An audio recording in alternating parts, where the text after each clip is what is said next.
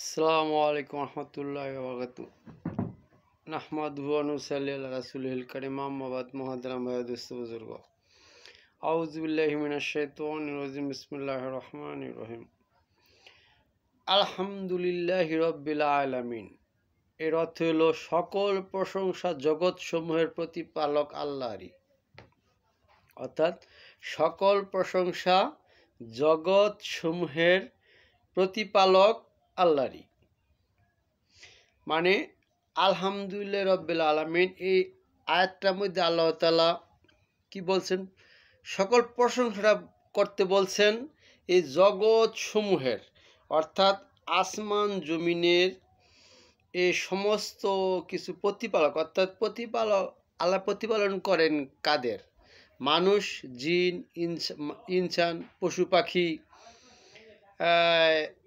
18,000 মাখলুকাত, ফেরেশতাদেরও তো আল্লাহ প্রতিপালন করেন, ঠিক আছে না? ফেরেশতাদের বিবসাদি নাই, ঘর সংসার নাই, কিন্তু তারা নূরের তৈরি, কিন্তু তাদের প্রতিপালন কিন্তু আল্লাহই করেন, অর্থাৎ লালন পালন কিন্তু আল্লাহই করেন। অর্থাৎ জিবরাইল ইসলাম যে রাসূল ইসলামের কাছে ওহী নিয়ে আসতো, সেটাও কিন্তু আল্লাহ তাআলা ক্ষমতা দিছেন দিকে আসতে পারতেন। জিবরাইল ইসলামের 6,000 পাখা, দেখেন 6,000 পাখা নিয়ে উড়াল দিয়ে আসতো যাইতো, এটা রাসূল ইসলামের কাছে ওহী নিয়ে আসতো যাইতো। এটার 6,000 পাখাটাও দিছে আল্লাহ তাআলা, তার ফেরেশতাতে কিন্তু রূহ আছে। শুধু মানুষ আর জিনের কিন্তু রূহ না, প্রাণীদেরই খেলে রূহ না, কিন্তু ফেরেশতাদের কোনো রূহ আছে। অর্থাৎ দেখবেন এই আজরা ইসলাম কিন্তু সবার লাস্টে নিজে যান নিজে কবজ করবেন। অর্থাৎ আজরা ইসলামের জানও কিন্তু নিজেরটা নিজে কেমনে কবজ করবেন, যে নিজেরটা নিজে যান কবজ করা মানে আজরা ইসলাম নিজে তখন লাস্টে একটা চিৎকার দিয়ে মরে যাবে। অর্থাৎ নিজের জানকে নিজে কেমনে, এটা তো আত্মঘাতী হয়ে যাবে, যে না কবে যে নিজে জান এমনি। মানুষ একজনের যেমন হাত নিতে বললে, আল্লাহ তাআলা আজরা ইসলামকে নিতে বললে, যেমন প্রথমে রাসূল ইসলামের যখন ইন্তেকালের সময় হয়েছিল, আগে রাসূল ইসলামের বুকের মধ্যে এমনি হাত দিয়ে এমনি দোয়া দিছিলেন, তখনই রাসূল ইসলামের মনে হয়েছিল যেন তার বুকের মধ্যে যেন সারা পৃথিবীটা তার রাখা হয়েছিল। মানে তারও কিন্তু সারা পৃথিবীটা বুকের মধ্যে রাখলে কেমন? রাসূল ইসলাম কি মিথ্যা কথা বলতেন ভাই? রাসূল ইসলাম কি যা পৃথিবীটা রাখলে যেরকম মনে হইতো এরকম মনে হয়েছে দেখেই বলছেন, এটা মানতে হবে কিন্তু সবার। এটাও কিন্তু একটা ইমানের অঙ্গ, দেখেন। অর্থাৎ আল্লাহর কথা, আল্লাহকে মানা যেমন ইমান কইছে, নবী রাসূলদের মানাও কিন্তু ইমান কইছে।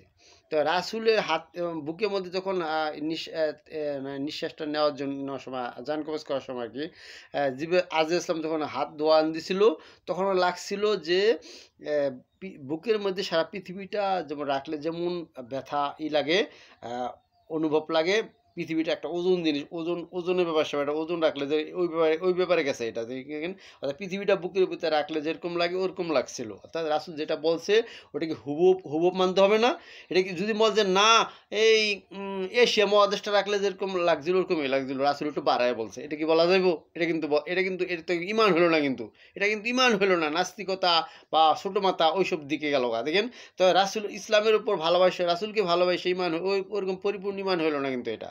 অর্থাৎ রাসূল বলছে যে আমার আজরা ইসলাম যখন আমার বুকের মধ্যে হাত রাখছে, তখন মনে হয়েছিল যে সারা পৃথিবীটা রাখলে যেরকম ব্যথা অনুভব ওরকম লাগছিল। তো ওরকম এটা পুরোপুরি মানার নামে কিছু ইমান করেছে, ঠিক আছে না?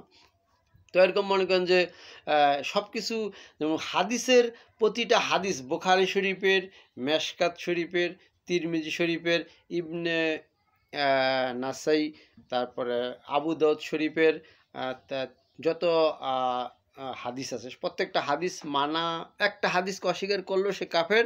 এবং কোরআনের সূরা ফাতিহা থেকে সূরা নাস পর্যন্ত একটা আয়াত, একটা হরফ, একটা জের জবর, একটা পেশ, একটা নক্ত অস্বীকার করলো সেও কাফের।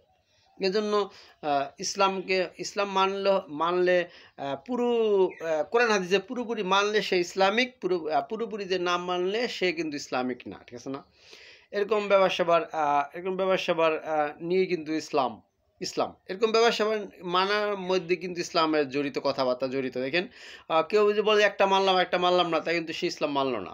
এজন্য কালেমা, নামাজ, রোজা, হজ, যাকাত, অনেকে নামাজ পড়তেছে কিন্তু ইসলামের একটা অস্বীকার করে বললো, তার কিন্তু নামাজ কিন্তু কোনো কাজে আসবে না। ইসলামের প্রতিটা কথা মানতে হইব, কোরআন হাদিসের প্রতিটা জিনিস মানতে হইব। এবং কিন্তু বললেন যে নামাজের দাওয়াত দেওয়ার অর্থ হইলো এটা, নামাজ পড়লে মসজিদে গেলে সমস্ত বুঝ আইসা পড়ে, ঠিক আছে না? অর্থাৎ আপনি নিয়মিত নামাজ পড়বেন, নামাজ পড়লে আলেম ওলামাদের ওয়াজ শোনা হয়, জুমার বয়ান শোনা হয়, নামাজ পড়লে মসজিদে গেলে একটা বুঝ আসে, ইসলামিক দিনই বুঝ আসে। এই জন্য আগে নামাজ পড়তে যাবেন, ঠিক আছে না? নামাজ পড়লেই আপনি দিনই বুঝ আসবো, ঠিক আছে না? আগে কিন্তু ইসলামের প্রথম হিসাবে তো নামাজের না হবে কেন, অর্থাৎ কালেমা পড়ার পরে নামাজ পড়তে হবে, নামাজ ঠিক রাখতে হবে। যার বলে যার নামাজ ঠিক তার সব ঠিক, বলে না অনেক ইমাম সাহেব বলে না, যার নামাজ ঠিক তার সব ঠিক। অর্থাৎ নামাজ যদি ঠিক হয় তাহলে তার সমস্ত বুঝ আয়া পড়বো, ঠিক আছে না? মাথার মধ্যে আল্লাহ দিয়ে দিব, আল্লাহই দিয়ে দিব। নামাজের খাতিরে যেমন বলছিলাম যে নামাজ সমস্ত অন্যায় অশ্লীল কাজ থেকে ফিরে রাখে, বিরত রাখে, বুঝলেন? বিরত রাখে কি লিগা? কারণ নামাজ পড়লে, মসজিদে ঢুকলে সে নামাজ পড়লে তার সমস্ত বুঝ আইসা পড়ে, ঠিক আছে না? ঠিক আছে না? আল্লাহ হাফেজ। আসসালামু আলাইকুম রহমতুল্লাহ। সুবহানাল্লাহি বিহামদি, সুবহানাকাল্লাহুম্মা ওয়া বিহামদিকা আশহাদু আল্লা ইলাহা ইল্লা আনতা আস্তাগফিরুকা ওয়া আতুবু ইলাইক। অল্প কথাই যথেষ্ট, আমল ভালো, ঠিক আছে না? বেশি কথা হচ্ছে, অল্প কথা আমল করলে মানুষের কাজে লাগে ভালো, ঠিক আছে না? ইনশাআল্লাহ। আল্লাহ হাফেজ।